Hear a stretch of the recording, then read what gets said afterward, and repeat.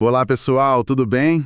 Sejam muito bem-vindos. Hoje a gente vai mergulhar de cabeça num universo que, assim, todo mundo acha que conhece, o futebol. Exato. Mas a nossa missão aqui é outra. É ir além do óbvio, sabe? Tentar entender como é que um jogo que, na sua essência, era uma briga caótica entre vilarejos medievais. Quase uma guerra. Exato. Como que isso se transformou no esporte mais popular do planeta? A gente está falando de mais de 270 milhões de pessoas jogando ativamente. Hoje vamos desvendar as origens, a história por trás das regras e o impacto que transformou uma simples bola numa paixão global. E essa é a grande questão, né? A história do futebol é um espelho das nossas próprias contradições. É uma jornada que começa milênios atrás, passa por uma reunião numa taverna em Londres e de repente explode no mundo.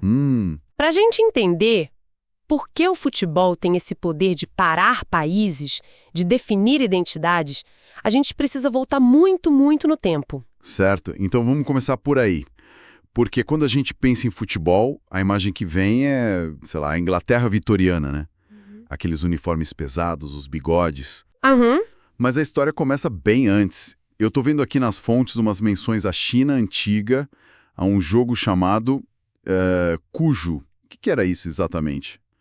Tinha alguma coisa a ver com o que a gente joga hoje? Olha, para ser bem sincera, pouquíssima coisa. E é aí que a história fica fascinante. Sério? O cujo, que era praticado séculos antes de Cristo, era basicamente chutar uma bola de couro, que era cheia de penas, para dentro de uma rede. Não tinha a mesma organização, mas já mostra uma coisa fundamental. O impulso humano de chutar uma bola é universal, é muito antigo. Entendi. E no Japão tinha o kemari, que era ainda mais diferente. Era quase um ritual, sabe? Uma dança. Um grupo pequeno de pessoas tentava manter a bola no ar o máximo de tempo possível, só com os pés. Então quer dizer que não existe uma linha direta, tipo um tataravô do futebol moderno que veio da China ou do Japão? Não dá para traçar essa linha. Não dá para fazer uma árvore genealógica do Cujo até a Premier League. Entendi. São mais como impulsos paralelos, que surgiram em várias culturas. A questão mais interessante é outra. Por que, entre tantas variações, foi a versão britânica que dominou o mundo? E para entender isso, a gente tem que ir para a Europa medieval. É lá que a coisa fica, digamos, bem mais violenta. Eu li sobre isso e fiquei chocado. O tal do futebol escolar da Idade Média, pelo que eu entendi, era menos um esporte, mais uma batalha campal. Totalmente. E chegou a ser proibido por séculos. Mas por que proibir um jogo? Porque mal era um jogo. Imagina só, duas vilas inteiras, uma contra a outra. A bola podia ser uma bexiga de porco. Nossa. O campo era a distância entre as duas vilas. E o objetivo? Levar a bola até a igreja do adversário. Valia tudo. Soco, rasteira, pontapé, era um caos. Que loucura! Era tão destrutivo que os reis da época viam aquilo como uma ameaça à ordem pública e principalmente uma distração do que realmente importava: o treinamento militar com arco e flecha. Claro. Chegou a ser proibido por um decreto real por quase 500 anos. O argumento era que era uma prática pagã, não cristã. Certo, entendi. Então saímos dessa guerra de vilarejos para o momento em que alguém finalmente decidiu botar ordem na casa. E é aí que a gente chega no século XIX na Inglaterra. Exato. O cenário era de escolas diferentes, cada uma com sua regra. Uma bagunça completa. Como eles saíram disso? Foi um processo lento. A primeira tentativa séria de criar um padrão foram as regras de Cambridge, lá em 1884. Ali você já via o embrião do jogo moderno. Limitava o uso das mãos, proibia chutar a canela do adversário. Coisas que hoje parecem óbvias. Exato. Mas o momento decisivo, o marco zero mesmo, aconteceu num lugar bem pouco glamouroso para nascer o esporte bretão. Uma taverna, né? A taberna Freemasons em Londres. Exato. Eu fico imaginando a cena. 26 de outubro de 1863. 12 homens, representantes de clubes, numa sala com cheiro de cerveja e fumo de cachimbo. discutindo acaloradamente se um jogador podia ou não sair correndo com a bola nas mãos ou dar uma trombada no peito do outro. Depois de 6 reuniões tensas, 11 desses clubes finalmente concordaram num conjunto de 14 regras e fundaram a The Football Federation, a FA. Ali nascia o Association Football. Peraí, mas você falou 11 de 12 clubes. Quer dizer que um deles pulou fora. Não foi um consenso tão fácil assim? Não foi mesmo, e essa discordância foi um dos eventos mais importantes da história do esporte. Tinha um clube, o Blackheath, que se recusava a abrir mão de 2 coisas: as trombadas mais violentas, os tackles, e a permissão para correr com a bola nas mãos. Para eles, tirar isso era tirar a virilidade do jogo. Como a maioria votou para proibir, o representante do Blackheath se levantou e simplesmente foi embora. Naquele exato momento, o futebol e o rugby seguiram caminhos separados. Para sempre. Que incrível! Uma única decisão criou 2 esportes globais. E falando nisso, até o nome soccer, que se usa em alguns lugares, nasceu de uma gíria, né? Como foi essa história? É outra curiosidade que vem desse ambiente mais elitizado das universidades britânicas. O nome oficial era Association Football. Aí na Universidade de Oxford, nos anos 1880, os estudantes tinham essa mania de abreviar as palavras e botar um ER no final. Sim. Então, rugby virou rugger e association foi abreviado para soccer. Faz sentido. O mais curioso é que no começo soccer era um termo da classe alta. A classe trabalhadora que abraçou o esporte chamava de futebol. Com o tempo, futebol virou o padrão no Reino Unido, mas soccer foi o nome que pegou em países como os Estados Unidos e o Canadá para diferenciar do futebol americano deles. Então tá, temos um esporte que nasceu da violência, foi formalizado numa taverna e batizado por uma gíria de universitários. A pergunta é, como isso saiu da Inglaterra e virou essa febre mundial? A primeira partida entre seleções, Escócia e Inglaterra, em 1872, foi um 0-0. Não parece um começo muito empolgante. E esse é o paradoxo. O jogo em si começou modesto, mas o veículo que o levou para o mundo era a maior força do planeta na época, o Império Britânico. Ah, claro. O futebol não se espalhou porque era perfeito desde o início, mas porque ele basicamente pegou carona na globalização daquela época.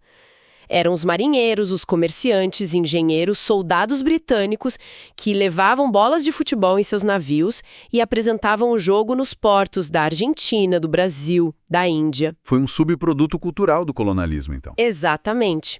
O futebol foi um subproduto do comércio e do colonialismo. E em que momento ele deixa de ser um esporte de inglês e ganha vida própria no resto do mundo? A criação da FIFA, em 1904, foi o primeiro passo. E o curioso é que foi sem a participação dos britânicos. Eles se achavam os donos do jogo. Não queriam se misturar. Mas o grande catalisador, sem dúvida, foi a criação da Copa do Mundo em 1930. A primeira edição, no Uruguai, que foi vencida pela seleção da casa, foi um divisor de águas. Pela primeira vez, o futebol virou uma arena para o orgulho nacional. Entendi. Vencer a Copa do Mundo significava algo. Exato. Era um jeito de um país se afirmar no cenário global. E a paixão do público explodiu de uma forma absurda. Os números de recorde de público são impressionantes. São astronômicos e dão a dimensão do fenômeno. O recorde oficial numa partida de futebol até hoje é a final da Copa de 50, no Brasil, o Maracanaço. Quantas pessoas? Tinha 199.854 pessoas no Maracanã, quase 200 mil pessoas. Meu Deus. E o recorde entre clubes também é do Brasil, um Fla-Flu em 1963, com mais de 194 mil pessoas. Isso mostra que já em meados do século XX, o futebol era muito mais que um esporte, era um evento social, uma manifestação cultural de massa. O que nos leva a outra característica fundamental do futebol, a sua incrível capacidade de adaptação. Ele não é uma coisa só, né? Ele se transforma dependendo de onde e como é jogado. Exatamente. Essa talvez seja a sua maior genialidade. Pensa no futsal, por exemplo. Ele nasceu aqui na América do Sul como uma solução para a falta de campo e virou um laboratório de craques. Sim. A velocidade de raciocínio, o drible curto, o controle de bola em espaço mínimo, tudo isso é da quadra e formou a base técnica de gênios do campo, de Pelé a Neymar. É a prova de como uma variação pode retroalimentar o esporte principal. E temos outras que são um mundo à parte, como o futebol de areia. Sim, o futebol de areia é pura explosão, improviso. Jogar na areia fofa exige uma força, uma habilidade acrobática. É incrível. Os 3 tempos de 12 minutos e a regra de que todo tiro livre é direto e sem barreira criam um jogo muito rápido, de muitos gols. É a cara do espetáculo. Totalmente. E essa adaptabilidade vai além, chegando na inclusão, o que é fundamental. Você está falando das modalidades paralímpicas. Isso. Temos 2 principais. O futebol de 5, para atletas com deficiência visual, é uma experiência sensorial impressionante. Eles jogam com uma bola que tem guizos dentro, então o jogo é todo guiado pelo som. Nossa, que incrível! A comunicação e a percepção espacial deles são de outro nível. E tem também o futebol de 7, para atletas com paralisia cerebral, que é adaptado com campo e balizas menores e sem a regra do impedimento, o que deixa o jogo mais fluido. Cada versão mantém a alma do futebol, mas se molda. Exatamente. Se molda perfeitamente a novos corpos e a novos contextos. Então, recapitulando essa jornada, que jornada incrível!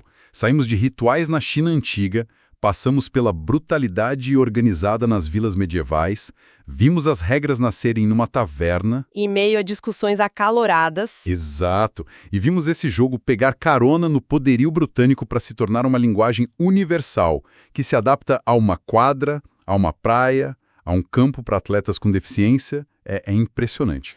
No fim, o segredo parece ser uma combinação de 2 coisas. Primeiro, uma simplicidade radical.